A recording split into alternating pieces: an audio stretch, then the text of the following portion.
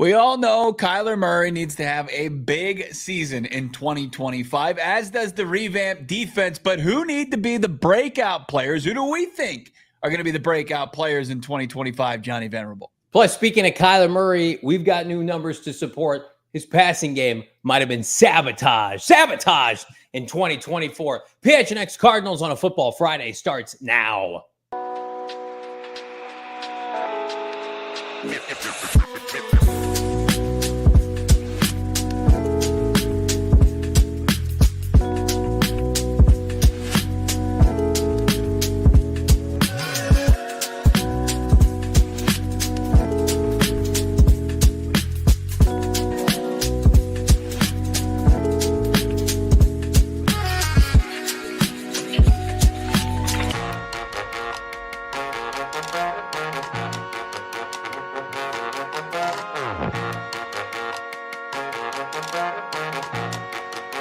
Hey, welcome in.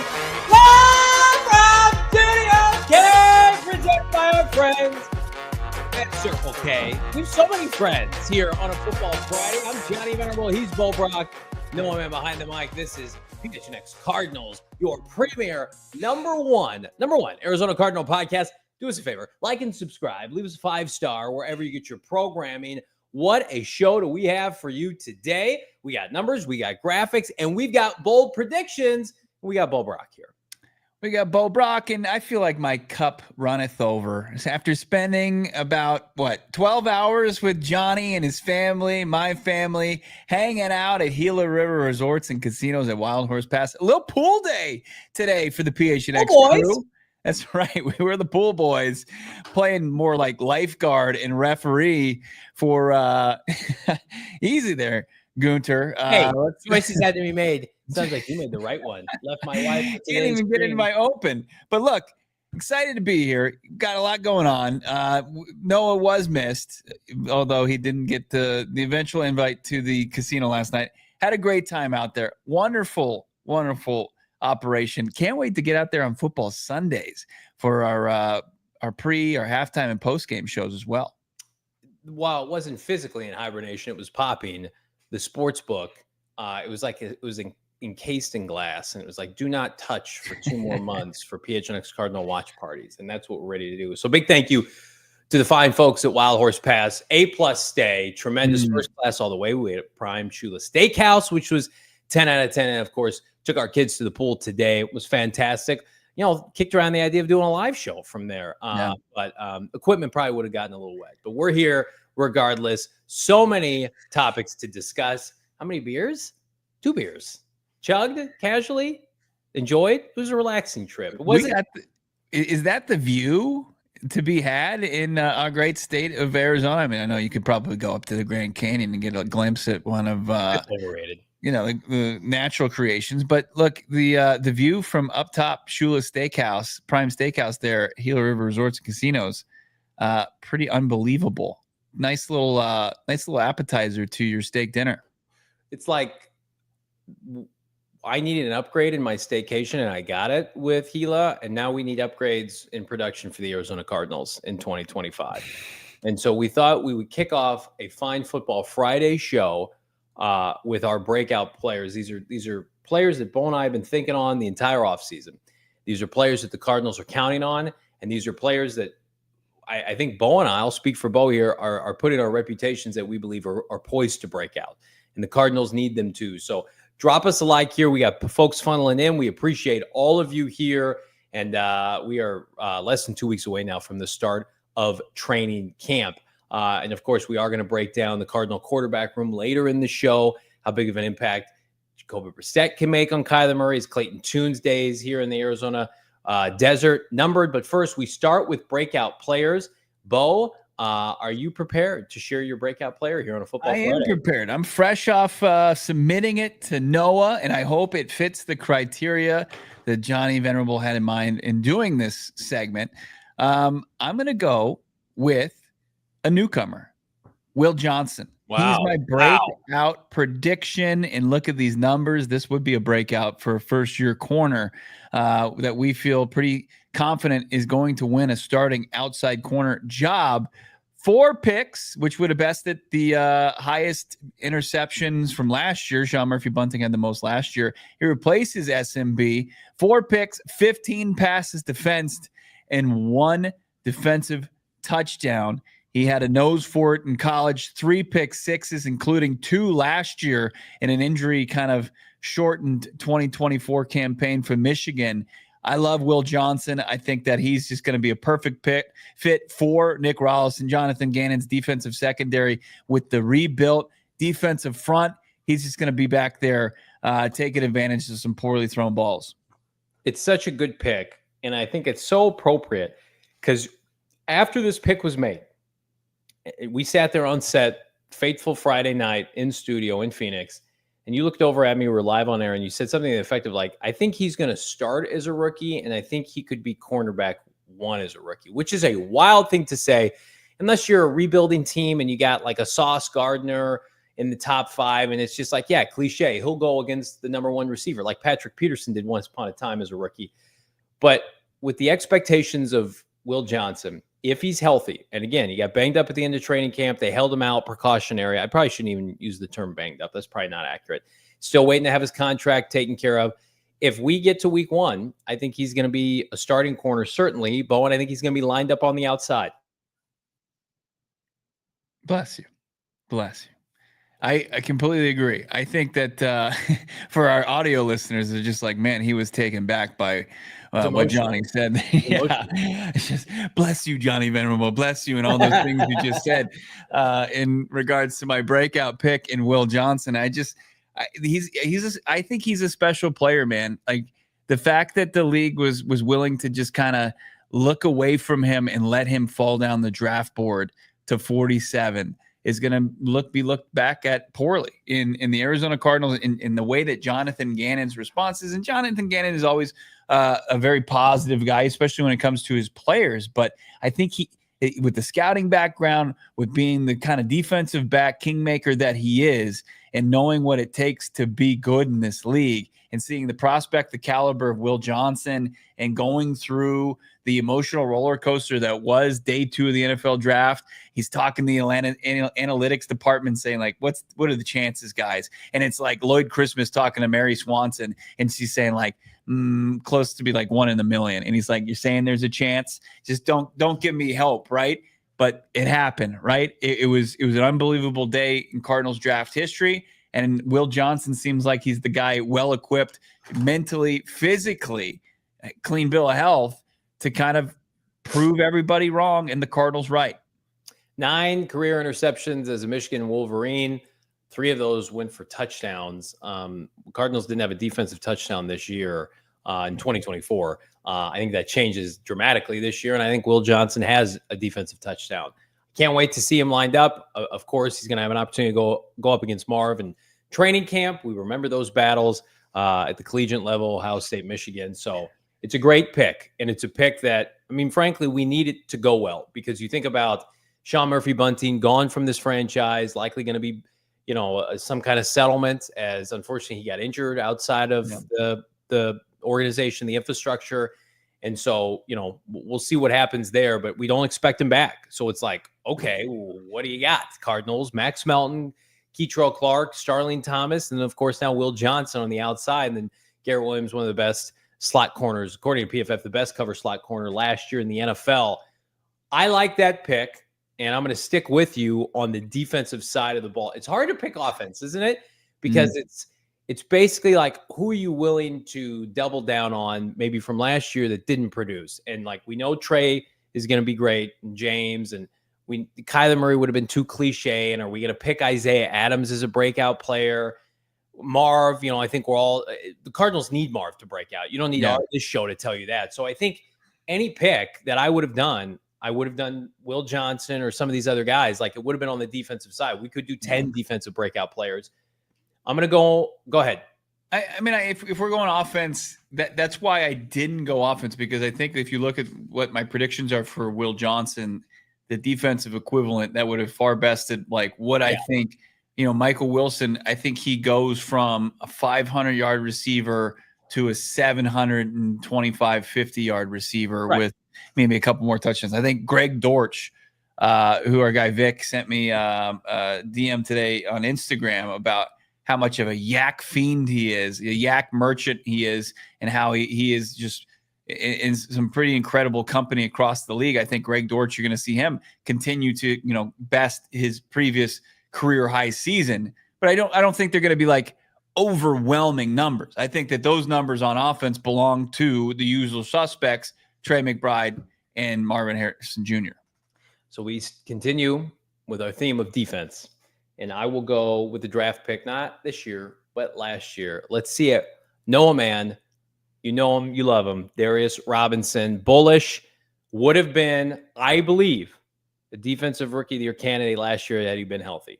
Unfortunately, an ankle injury robbed him of his season. He had the horrific tragedy losing his mom, somebody who was a staple in his life, like hopefully most mothers are, and it was taken away from him. And so I'm giving him a full pass last year. And he has taken the baton and run with it this offseason. He looks like Superman. You see Superman theaters right now. You see Superman this fall at State Farm Stadium. That's what I think. He is an enormous man. And I believe he is going to be the breakout candidate for this front seven that, added Josh Sweat and Calais Campbell and Dalvin Tomlinson and Walter Nolan. I think it's going to be Big Darius, who was here last year, didn't get the kind of start that he wanted, but the talent is there. It's hard to project talent. It's hard to say this guy's going to be great when you don't have a lot of talent to lean on. We saw Darius Robinson last year dominate training camp before he got hurt. He was the Cardinals' best front seven player. So I am going with 51 total tackles, 9.5 sacks, and 12 tackles for loss. If you think that's robust, Braden Fisk last year frauded his way to 8.5 sacks. I'm sorry. I think Darius Robinson, if he doesn't get double digits, he's going to be right there. I think he's going to be explosive at the point of attack. I think his mismatches alongside Dalvin Tomlinson and Calais Campbell are going to help. He is too powerful of a player. Somebody on this defensive line is going to break out that's not named Josh Sweat. And I think it's going to be Darius Robinson this year. He's set up for success in year 2 or year 1.5, as Jonathan Gannon called it back at the combine. And I don't know, Baharo, I think he's on to something. Why are you shilling so hard for Superman? I mean, if he is any part of the comic book universe, he's the Incredible Hulk. That's what he looks more like. I mean, come on. But yeah, Johnny's on he's on the books for James Gunn, apparently. I'm not a Zack Snyder guy. I did not care for Man of Steel. But if you like it, that's cool. It's not my bag. I didn't know that Fisk had reached 8.5 because, you don't expect that much sack production interior outside of guys like Aaron Donald or Jalen Carter. But if he's going to be a guy that plays all across the defensive line, so it's not just like, hey, he's going to be taking on interior offensive linemen. Is he going to be able to he's going to be able to show off his strength. He's going to be able to show off his versatility, his a little nimble for a guy his size.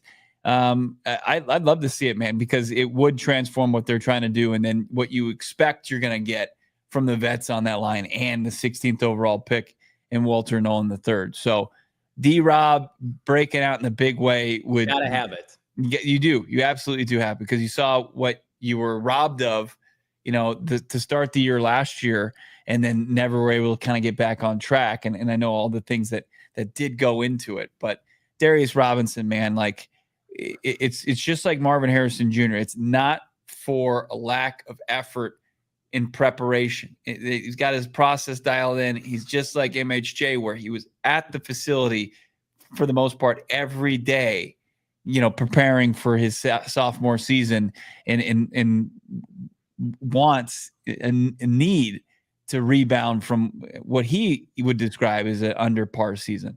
Bo and I were having a conversation off air, I think it was earlier today, and it was like how is this team not going to get to where they want to be this year? How are they going to be bad, right? How are they going to regress? Because we just feel so bullish on them, their talent, their schedule, their head coach. I think it really is just going to come down to, like we talked about, these recent draft picks just not performing.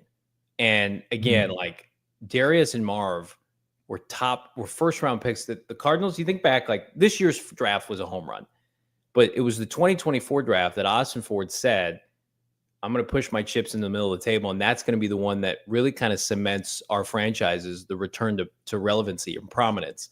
And again, it's funny because the 2023 draft was excellent. Mm-hmm. He's like, I'm going to trade back, and I'm going to get a first the next year with a team that should be bad. Well, Houston wasn't, but they still got, in my opinion, a very, very qualified first-round pick in Darius, and then Marv's generational talent. Like, you need these guys to be fifth-year option pickups and a future extension guys. Get busy being great this year. This is the year. Because, again, we can't be having conversations this time next year about a breakout for Marv or Darius. Yeah. Like, we can talk, like, the nice thing about Michael Wilson is we're bullish on Michael. If all Michael Wilson becomes is possession receiver, as you mentioned, 700 yards, but what he brings to the locker room, tough catches, that's a good draft pick. In part because where he was taken. It's a big reason why I argue against Tip Ryman, his value. I don't think the value was there where they select him in the third round. Marv was taken in the top 5 ahead of other qualified defensive or wide receivers. And then Darius Robinson drafted ahead of Braden Fisk, and then the kid we love that went to Washington, that his name escapes me. So they're going to be compared. Yeah, Johnny Newton. So they're going to be compared to those guys. The Cardinals have to win, and they have to win with the players that were drafted by Austin Ford, and they have to get them to that next level. Paris Johnson, home run, can play. Garrett Williams can play, right? Michael Wilson can play. We'll see what B.J. Ojulari gives you, but like the 2023 draft class is a home run. Like, we're good there. You've checked the box there. And then this year, it's easy to project this class because of the talent that was gifted to you by the rest of the league, and then who's going to be coaching them? Yeah. Does anybody think Will Johnson, Walter Nolan can't play? Of course we don't think that. But then it was a class last year where you had 7 picks in the top 90. It's time for those guys to start carrying the water for this team a little bit. Yeah. No, I mean, there was a similar kind of follow from 2023. There's a lot more unknown just because you were coming off of tearing the thing down and it was your first draft class. And you thought you saw some positives and you're grading on a curve because it was a bad team. It was a 4-win team.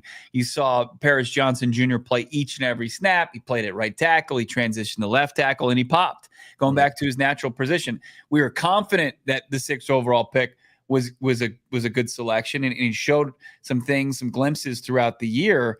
Garrett Williams, like, he got a small sample size coming off an ACL injury. And then Michael Wilson, I think we had higher aspirations than what actually transpired in his sophomore season, but still solid play.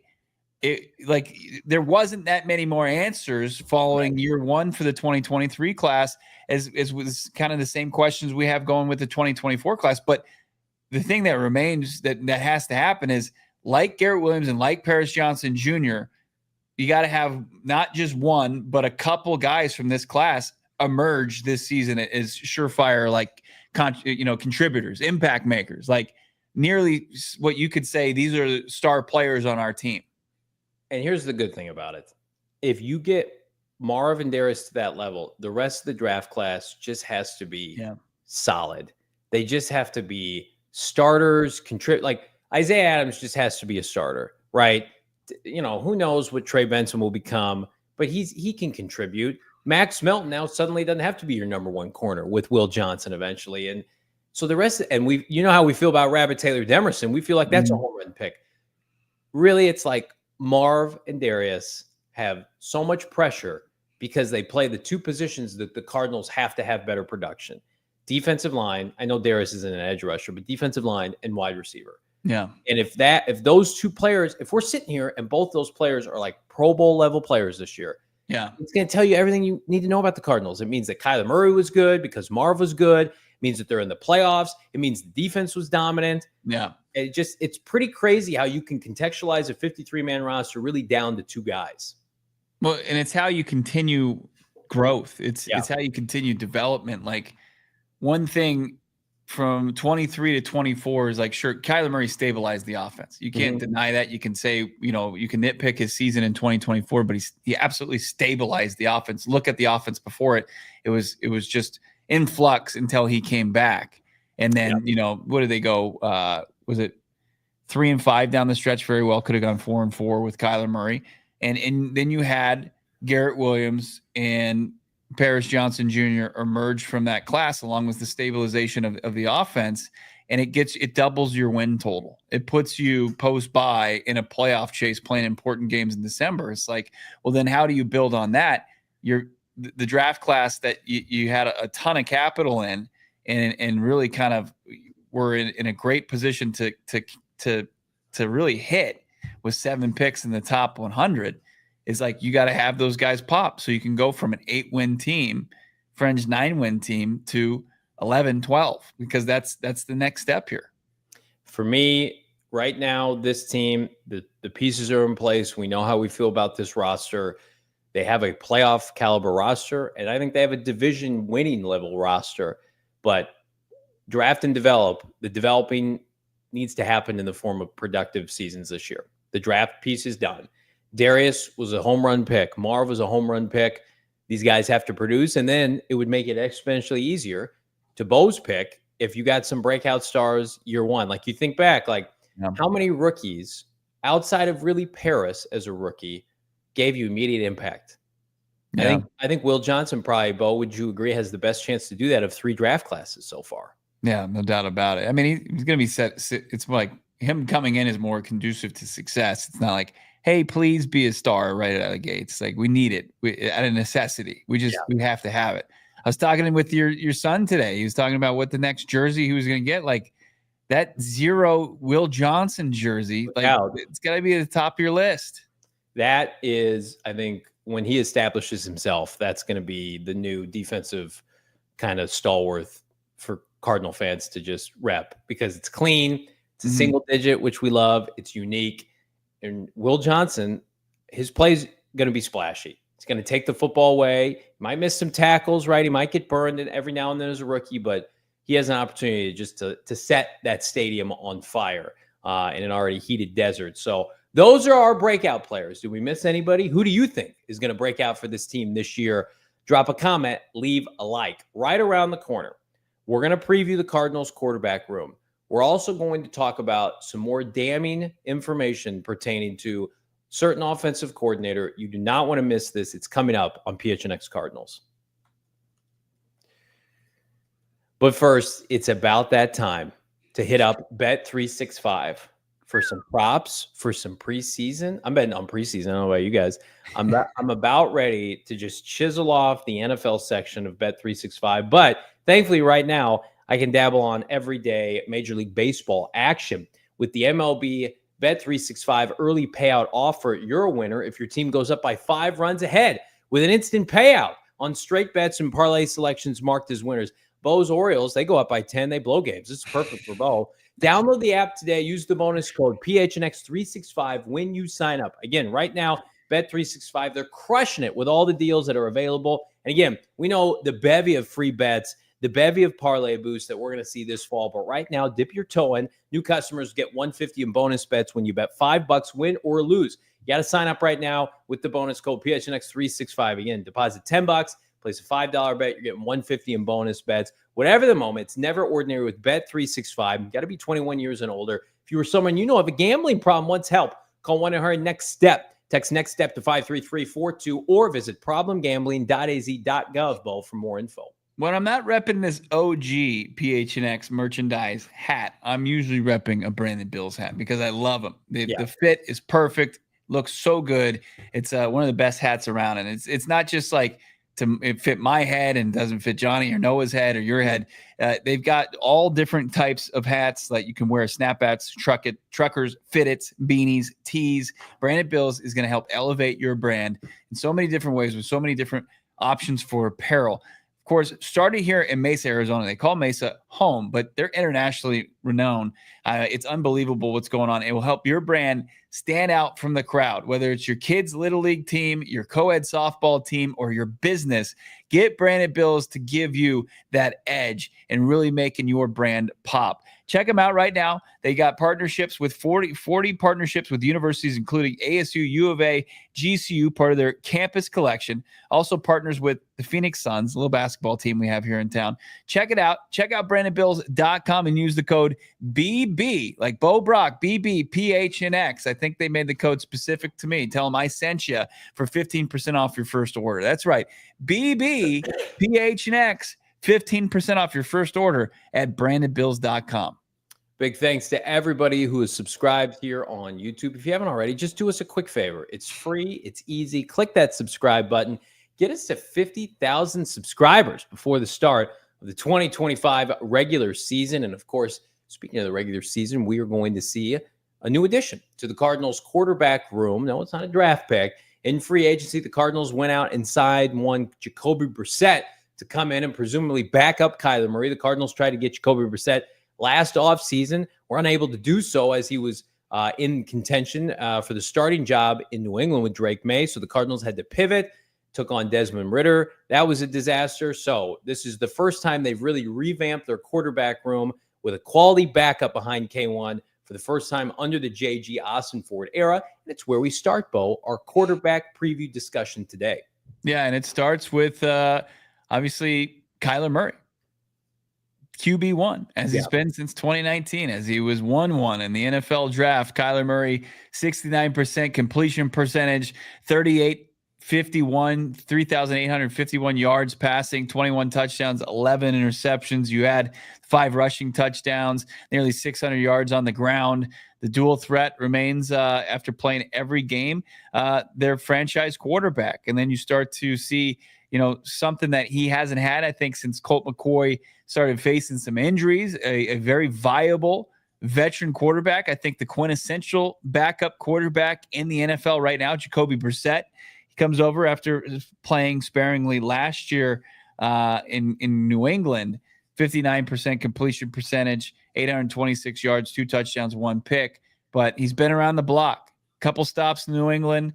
Was in Indianapolis, Cleveland, so he's got familiarity. Was in the quarterback room where Drew Petzing was the QB coach. So I think he brings some insight, some knowledge, a veteran presence, and a peer that Kyler Murray can kind of diagnose what opposing defenses are trying to do to him. And then we've got Clayton Tune is the final part here on our quarterbacks graphic. No, it is not Elijah Higgins. He's not making another position change, but Clayton Tune, we've got him in red.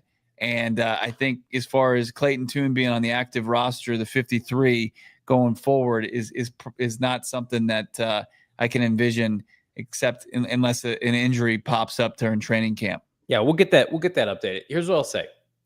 Clayton Tune was asked to come in on a bad team as a 5th rounder and start the sacrificial start against Cleveland 2 years ago, the bridge to get to Kyler Murray. And I think Clayton Tune has been asked and responded to everything the Cardinals have asked him to do.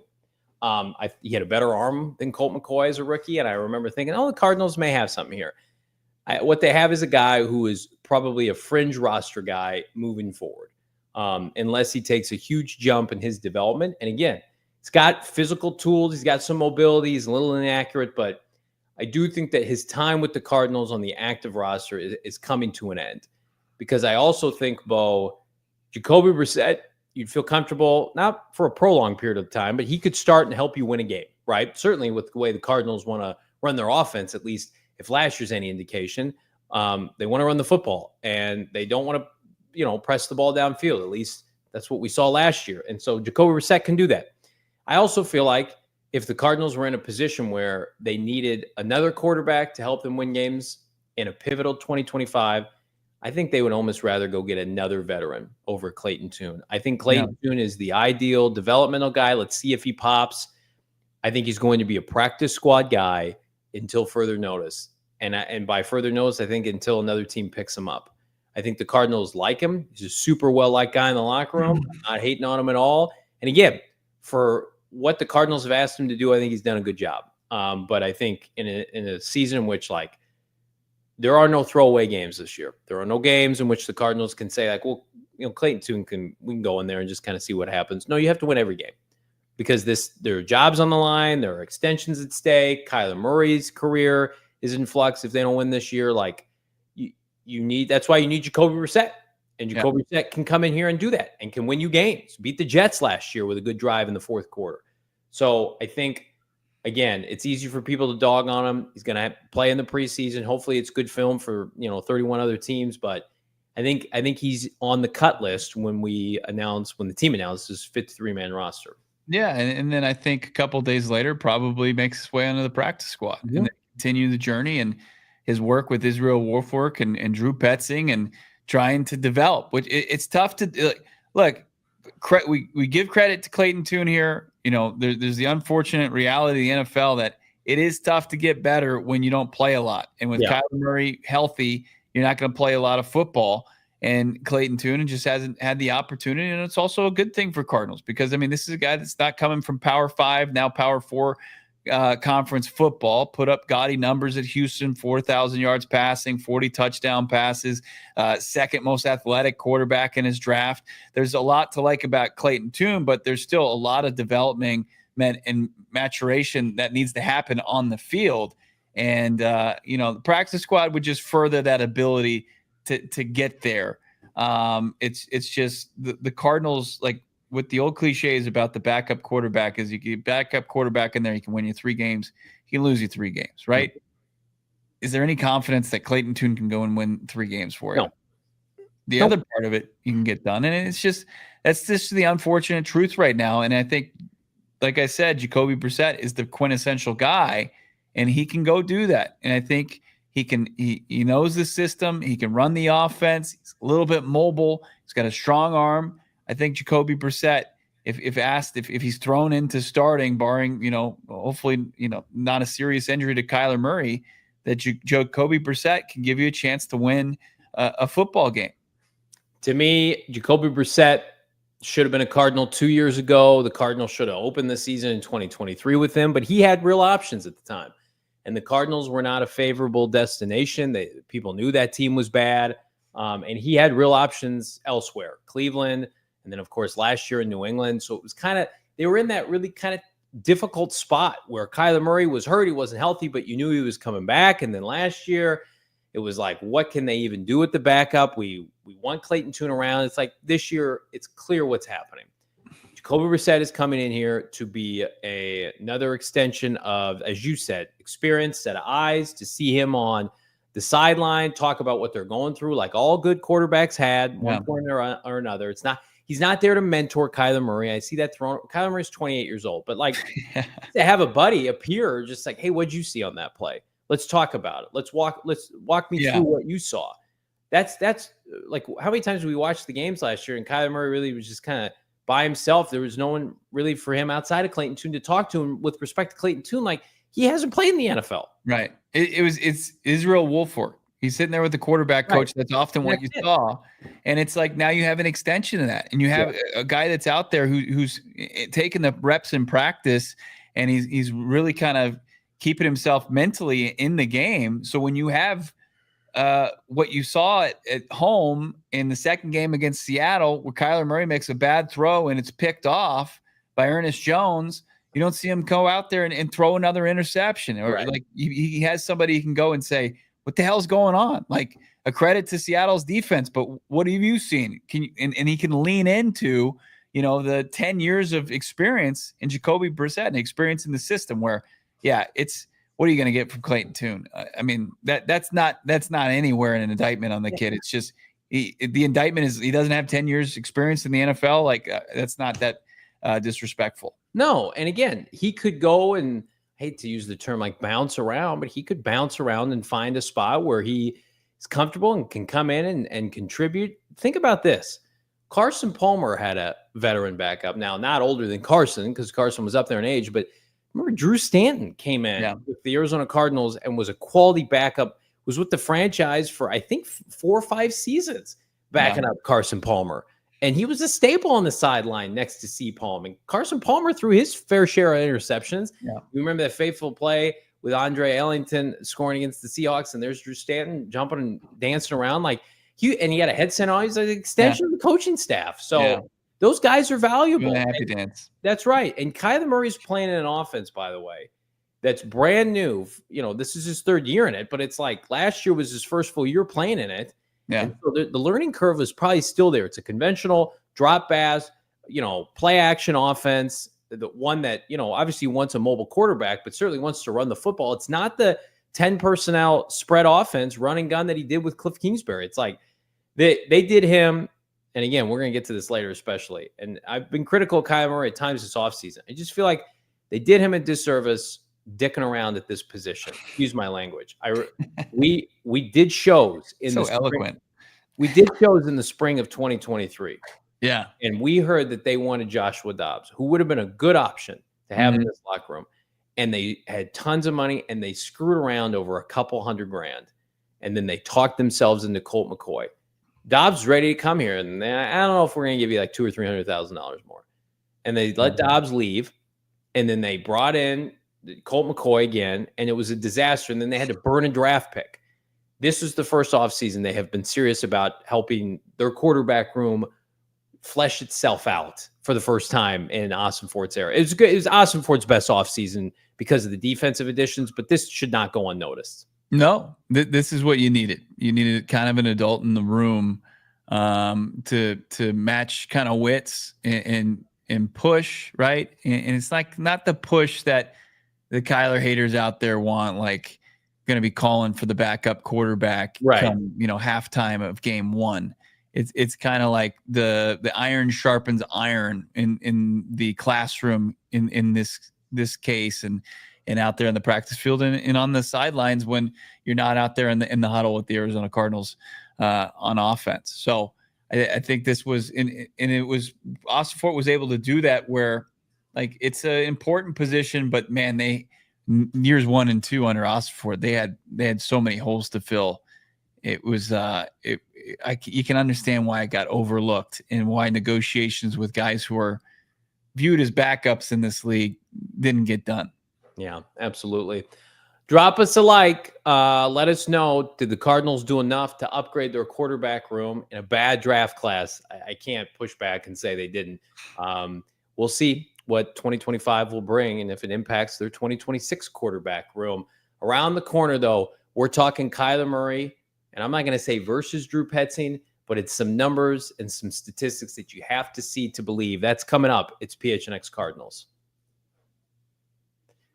Thanks to everybody dropping us a like today, subscribing to PHNX, and keeping us cool.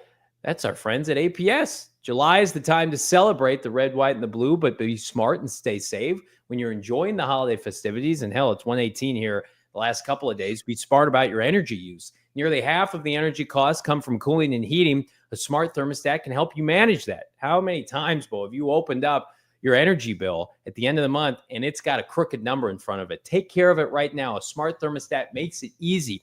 If you're away from your home and you forgot to adjust your thermostat, you can do it from your smartphone or your mobile device. APS customers, you can find instant rebates, discounts, and special offers on thermostats, smart thermostats, energy efficient appliances, and more. It's all about saving money, friends, with marketplace.aps.com.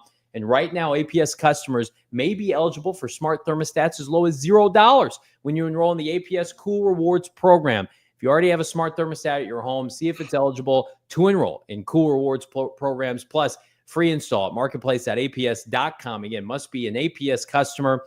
Got to pay those shipping and taxes, but I promise it's well worth it. Other restrictions apply. Go to marketplace.aps.com for more info.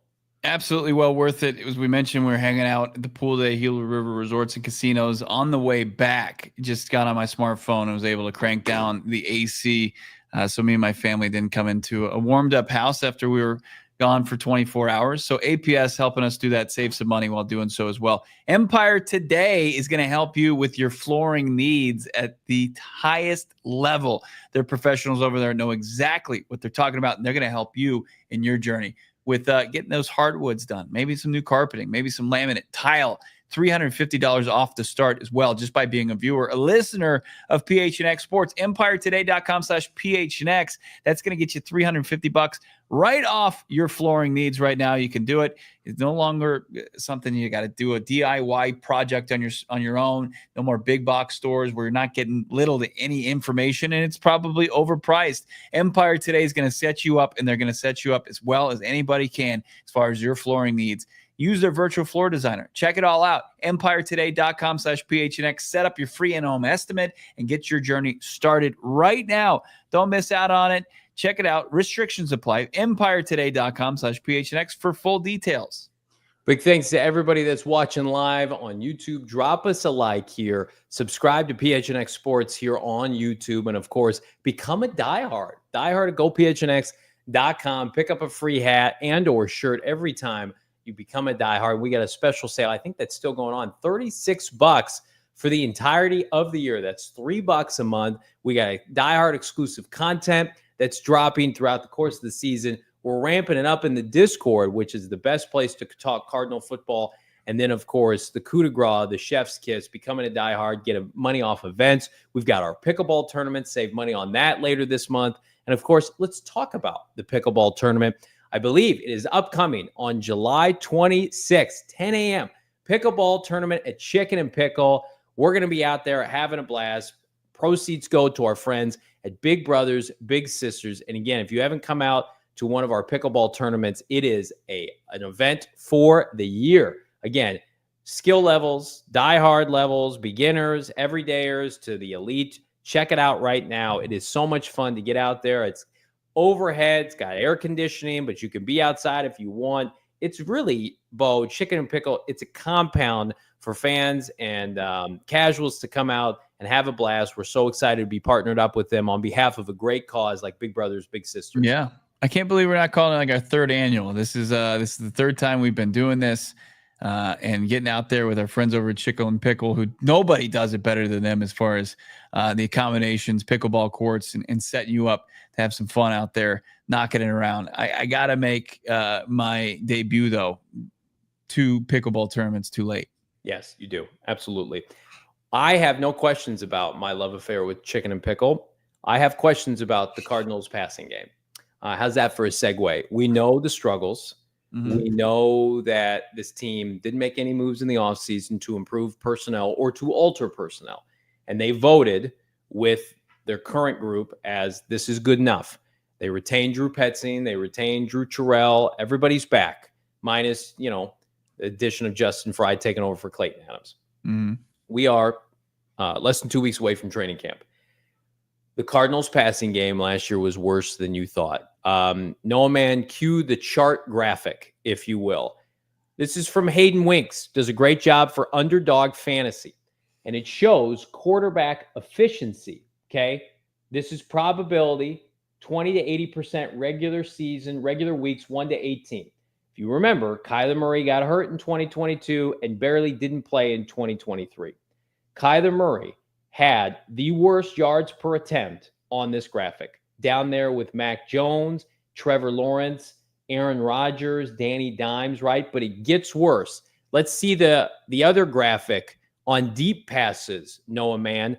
A wild stat from last year, look at this, Bo, is that Arizona converted only 7 out of 50 third and long passes last year, the fewest for a team, not just last year, but the fewest for a team in the 2000s. I had to give a shout out to my guy, Blake Murphy, who sent this to me this morning. The worst deep passing conversion rate of any team in the last 24 years. So what you watch with your eyeballs, you know it to be true. The Cardinals' deep passing game was broken. And here's what I'll say. Do we have the highlights from Kyler Murray yesterday throwing the rock around? If not, we showed it on yesterday's show. Kyler Murray's arm is fine.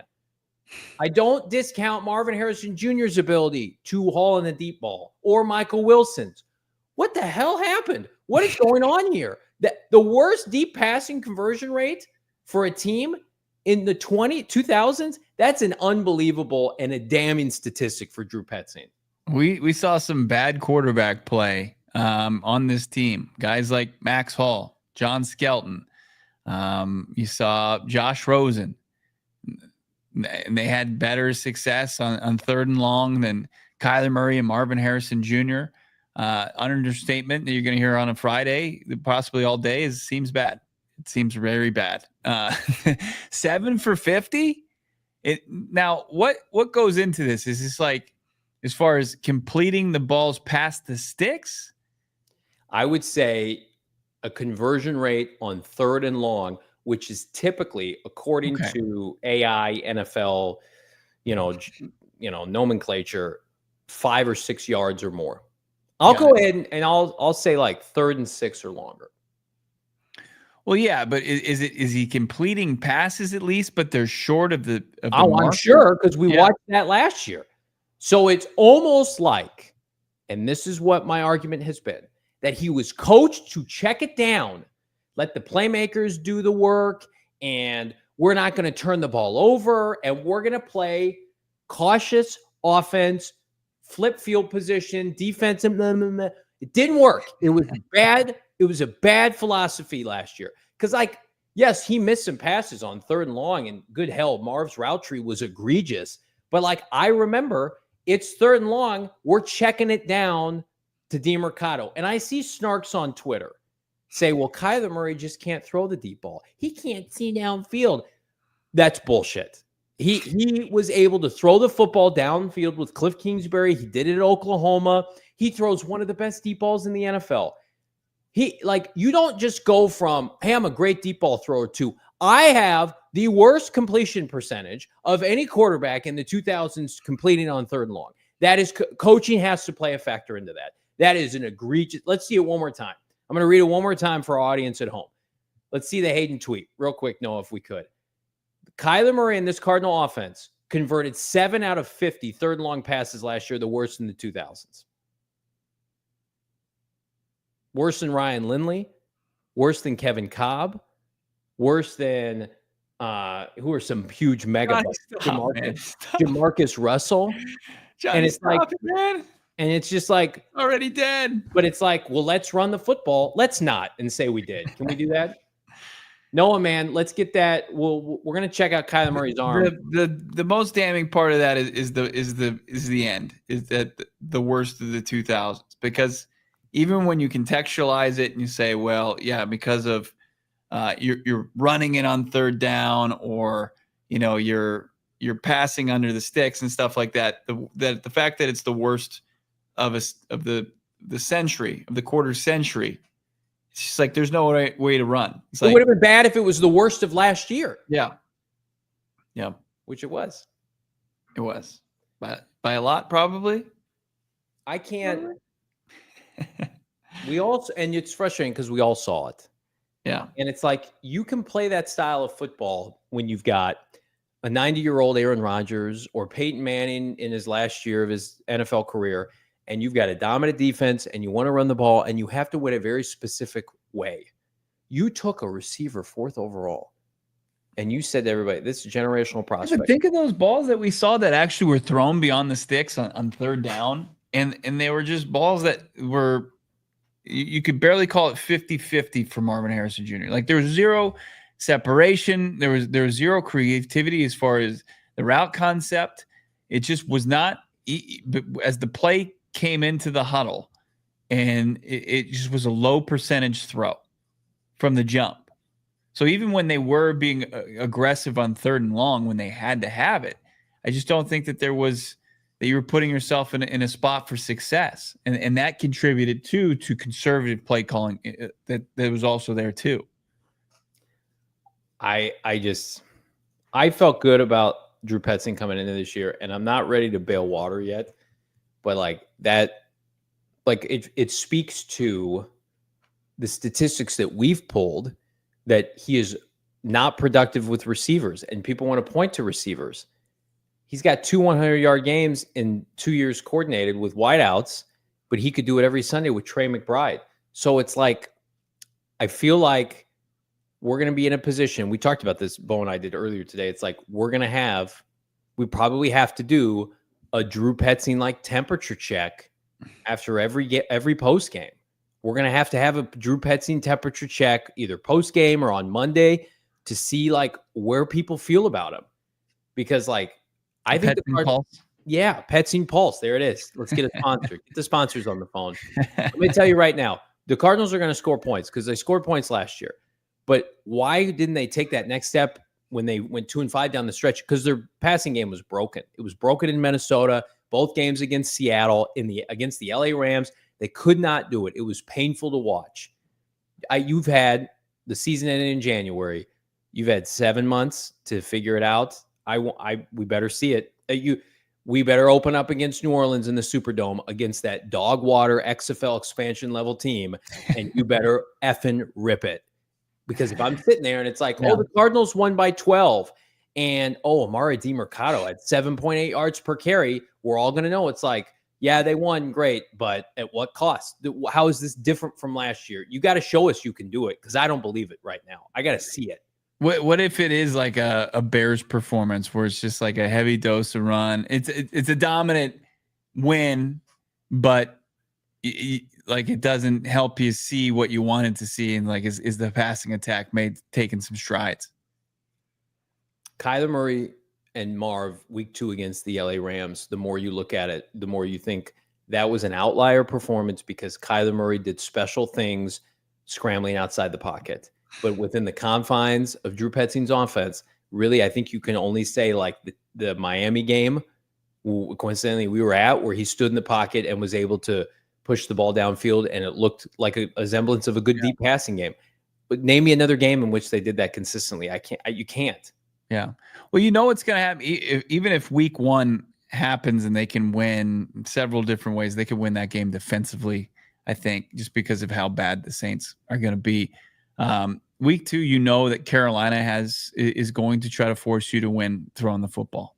That's what they did in Charlotte late December last year, and they came out with a win in overtime because they did it, because the passing attack couldn't find itself, even though it was given opportunity after opportunity to win that game. I mean, they did well running the football with James Conner until he got hurt, and it was a bloodbath. And then when you needed to come up with key throws, key catches, just didn't happen in that game. You know, Carolina is going to come back and try to use that as the blueprint and continue. So, like, even if you can run from it and have success week 1, we're going to know week 2, has this passing attack taken a step forward? Oh, man. Drop a like if you think it is. Don't dislike the video, though. Yeah, you're all frustrated. I mean, it could be worse. It could be a Chicago Bears fan today. Real quick on that. Noah Man getting the elite stats. Since 2000, there have been 798 teams assembled for a season across the NFL. The Cardinals had the worst conversion rate out of 798 teams. 798. So just at least it wasn't 800, I guess. Oh, the Texans were founded in 2002. Okay. So take away 2 seasons. Damn. You want to talk about Ryan Poles real quick and his extension? Oh, it's hilarious.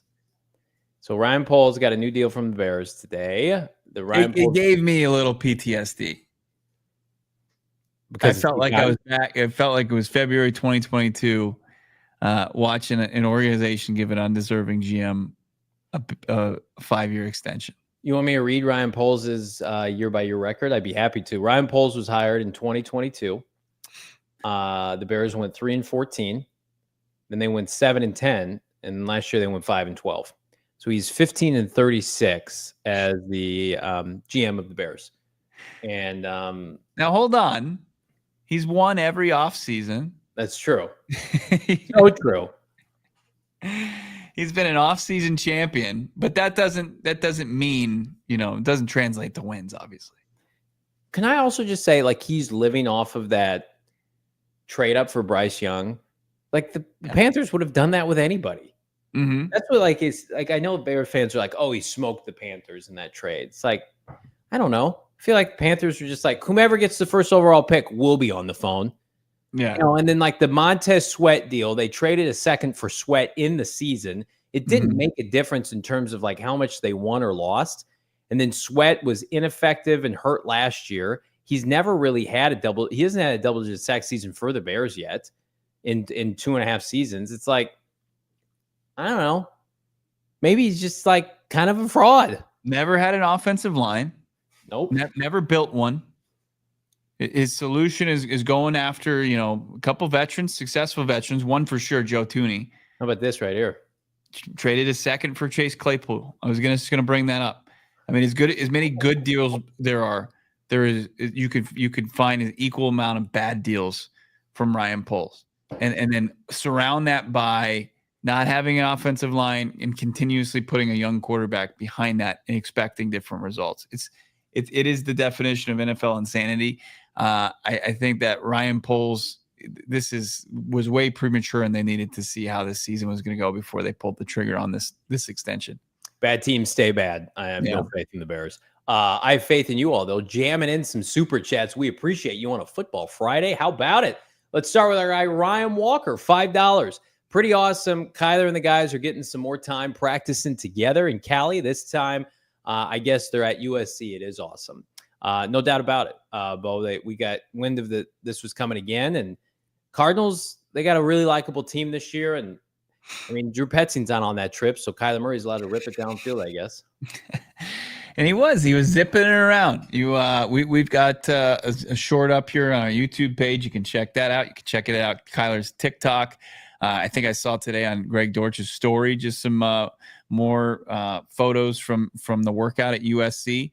I think I saw Trey McBride's doing his football camp in his hometown. So I don't know if Trey McBride is there. Okay. Well, I think Trey's in good shape. You think he can afford to miss some off-season camaraderie trips?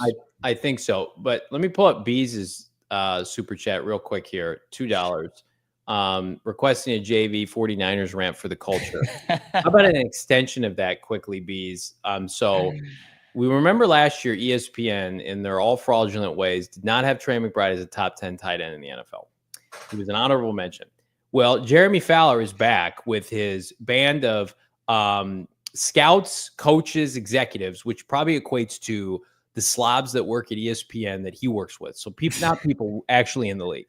And he pulled his 8 buddies in the cafeteria and he said, who are the 10 best tight ends in the NFL? And he has Trey McBride 4th behind Brock Bowers, who's 1, George Kittle, who's 2, and Sam Laporta, who is 3rd. So the slappies at ESPN are at it again. They have disrespected Trey McBride, who was unquestionably the at worst the 3rd most productive tight end last year. So congratulations, you played yourself, ESPN. Just if you're a fan of them, I just can't help you. They're just not doing good work lately. I love Sam Laporta with all of my heart, but I can say that he is not a better tight end at this point than Trey McBride. It's very big of you, Noah. You're very humble. That's why you fit in here with us. I can't believe that. I had to hold that. I wasn't even going to talk about it today, and then it's vomit inducing.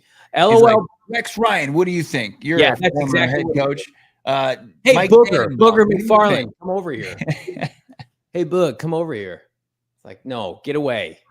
I don't. It's at the point where it's just like outside of Mina Kimes and Dan Orlovsky, just like the people on ESPN, like their opinion, I just don't. Yeah, it's not relevant to me.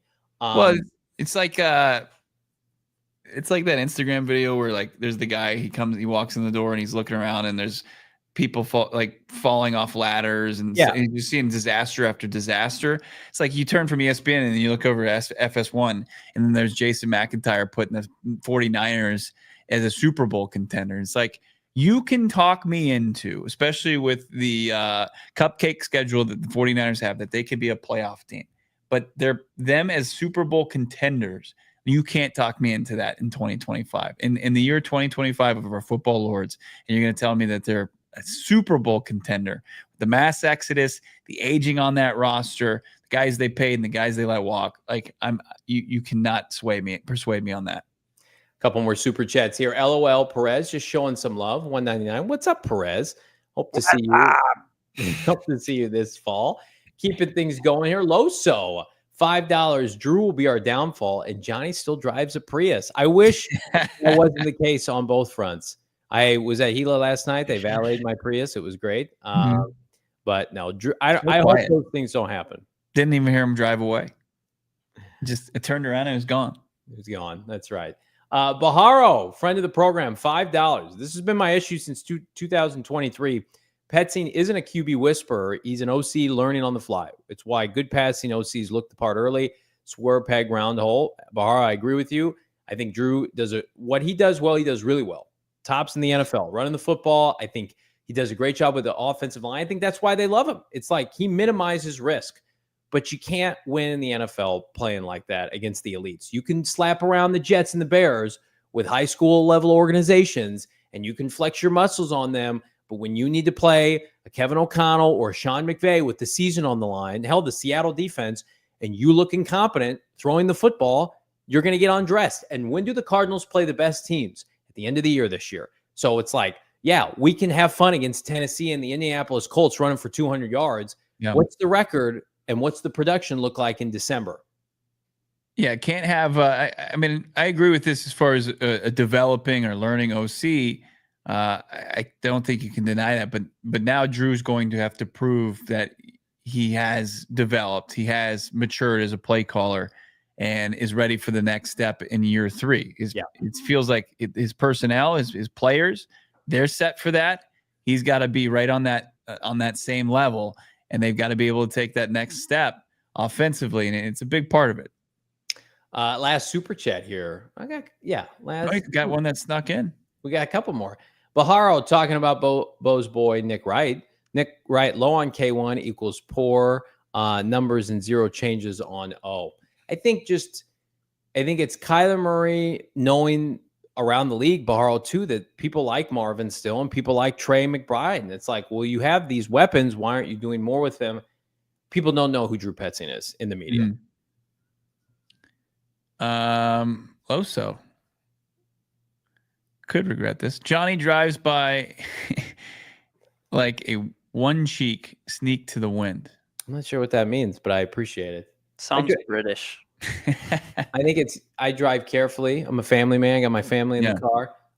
That reminds us, Loso, big thanks again to our friends at Gila for hosting Bo and our family. Had a great time at Wild Horse Pass. Can't wait to get back. A+ meal at Prime A Shula Steakhouse. Again, if you're in the area, you need a staycation. It is the premier place to hang out, swim. The pool is unbelievable. They've got a rooftop bar. They've got everything you want. If you're in the area in Arizona, you're coming to Phoenix, check out Gila River Resorts and Casinos at Wild Horse Pass, Bo.